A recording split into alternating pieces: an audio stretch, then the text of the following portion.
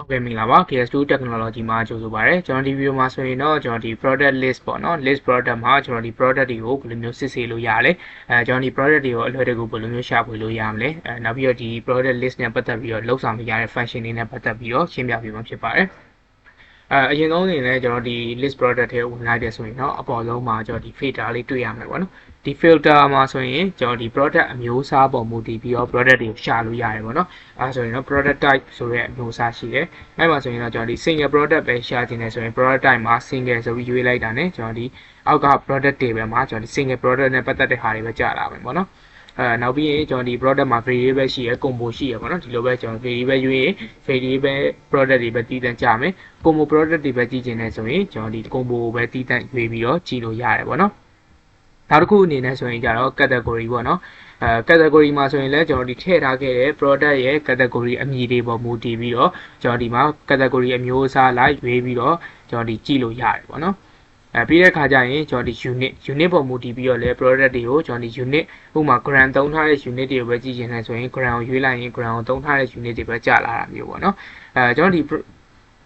အပေါ်ကကျွန်တော်ဒီရှာတဲ့ filter တွေကိုတစ်ခုနဲ့တစ်ခုလည်းကျွန်တော်တွဲဖက်ပြီးတော့အသုံးပြုလို့ရတယ်ပေါ့နော်ဥပမာဆိုရင်ကျွန်တော်ဒီ product type ကကျွန်တော် single ပေါ့နော်single မှာကျွန်တော်ဒီ clothing ထဲမှာရှိတဲ့ single product ပဲကြည့်ချင်တယ်ဆိုရင်ကျွန်တော်ဒီနှစ်ခုကိုရွေးလိုက်တာ ਨੇ နှစ်ခုကကျွန်တော်တစ်ခါတည်းတွဲပြီးတော့ရှာပေးတယ်ပေါ့နော်ပြီးတဲ့ခါကျရင်ကျွန်တော်ဒီမှာ brand ဆိုရင်လည်းကျွန်တော်လိုချင်တဲ့ brand ပုံမူတည်ပြီးရွေးပြီးတော့ပစ္စည်းတွေကိုကျွန်တော်ဒီမှာ filtering ပြန်လုပ်လို့ရတယ်ပေါ့နော်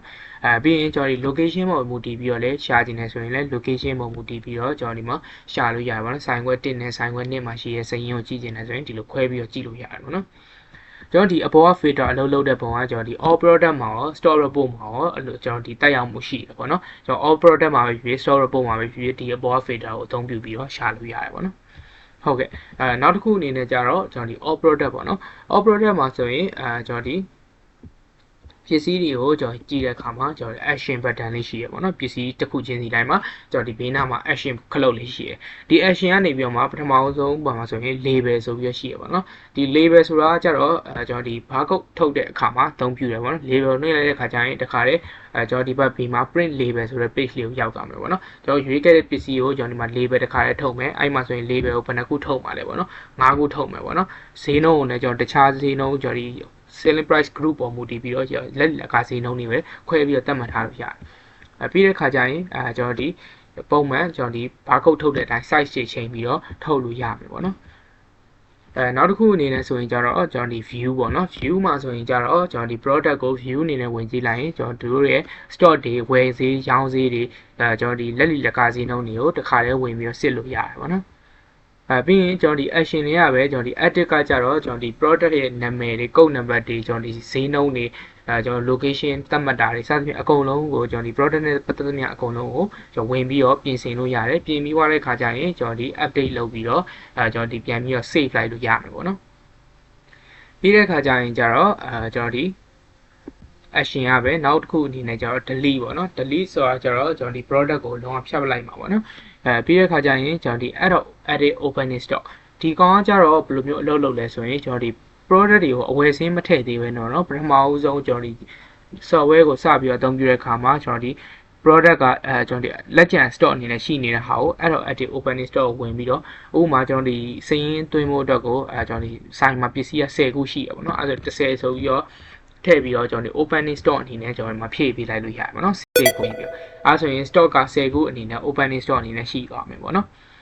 ပြီးရင်ကျွန်တော်ဒီ product တွေရဲ့ကျွန်တော်ဒီ stock တွေရဲ့အဝင်အတွက် history ကိုကြည့်ဖို့အတွက်ဆိုရင်ကျွန်တော်ဒီ product stock history ဆိုတာလေးရှိရတယ်ပေါ့နော်ဒီ product stock history မှာဆိုရင်ကျွန်တော်ဒီမှာရောင်းထားတာဘယ်နှခုရောင်းထားလဲဘယ် date ကရောင်းထားတယ်ဘယ် voucher နဲ့ရောင်းထားတယ်ဘယ် customer ကိုရောင်းထားတယ်ပေါ့နော်ဒီလိုမျိုးကျွန်တော်ဒီ product ရဲ့ကျွန်တော်ဒီတစ်ခုချင်းစီလိုက်အဝင်ထွက်သွားတယ်ပေါ့နော်ဝယ်ထားရဆိုလည်းဘယ်နေ့ကဘယ်နှခုဝယ်ထားတယ်အဝင်ထွက်စာရင်းကိုကျွန်တော်ဒီမှာပြန်ပြီးတော့ကြည့်လို့ရတယ်ပြီးရင် action မှာပဲကျွန်တော်ဒီ error edit group prices ဆိုတာလေးရှိရပါတော့ကျွန်တော်ဒီလက်ကားဈေးတွေကိုကျွန်တော် excel file ကနေမပြောင်းခြင်းပဲနဲ့တခါတည်းဒီကနေပြီးတော့မှပြောင်းခြင်းလဲဆိုရင်လည်းဒီကနေပြီးတော့မှတခါတည်း edit လုပ်လို့ရတယ်ပေါ့နော်ပြီးရင်ကျွန်တော်နောက်ဆုံးကတော့ duplicate product ပေါ့နော် duplicate product ကကြတော့ product ကိုကျွန်တော်ဒီ copy ပွားပြီးတော့ကျွန်တော်ဒီတခြားနာမည်တစ်ခုနဲ့ကုတ်နံပါတ်တစ်ခုနဲ့ပြန်ပေးပြီးတော့ရောင်းတဲ့ပုံစံမျိုးပေါ့နော် ကျွန်တော်ဒီ product ပုံစံတူ product create အမြန်လုပ်ချင်တဲ့အခါဆိုရင်ဒီလို function လေးကိုသုံးလို့ရတယ်ပေါ့နော်ပြီးရင်ကျွန်တော်ဒီ export function ပေါ့နော် export function တွေမှာဆိုရင်ကျွန်တော်ဒီအဓိကတော့ကျွန်တော်ပြောချင်တာကတော့ကျွန်တော်ဒီ column visibility ဆိုတဲ့ဟာလေးကိုပြောချင်တာပေါ့နော်ဒီ column visibility ကိုအသုံးပြုခြင်းအပြင်ကျွန်တော်ဒီမလိုချင်တဲ့ကျွန်တော်ဒီ column တွေကိုကျွန်တော်ပိတ်ထားလို့ရတယ်ပေါ့နော်ဥပမာဆိုရင်ကျွန်တော်ဒီ action button ကိုကျွန်တော်ဒီ export ထုတ်တဲ့အခါမှာမတွေ့ချင်ဘူးပေါ့နော် product image တို့ business location တို့ဒါတွေမလိုဘူးကျွန်တော်ဒီ category တို့ brand တို့လည်းကျွန်တော်မသုံးချင်ဘူးပေါ့နော်အဲဆိုရင်ကျွန်တော်ဒီမှာပိတ်ထားလိုက်ပြီးတော့ကျွန်တော်လိုချင်တဲ့ column လေးတွေပဲအဲဆိုရင်ကြံခဲ့မယ်ပေါ့နော်အဲဆိုရင်ကိုလိုချင်တဲ့ column လေးတွေကိုပဲကျွန်တော်ဒီ excel file နဲ့ပဲဖြစ်ဖြစ် csv file နဲ့ပဲဖြစ်ဖြစ် print ထုတ်ပြီးတော့ကျွန်တော်ဒီသုံးပြုလို့ရမယ်ပေါ့နော်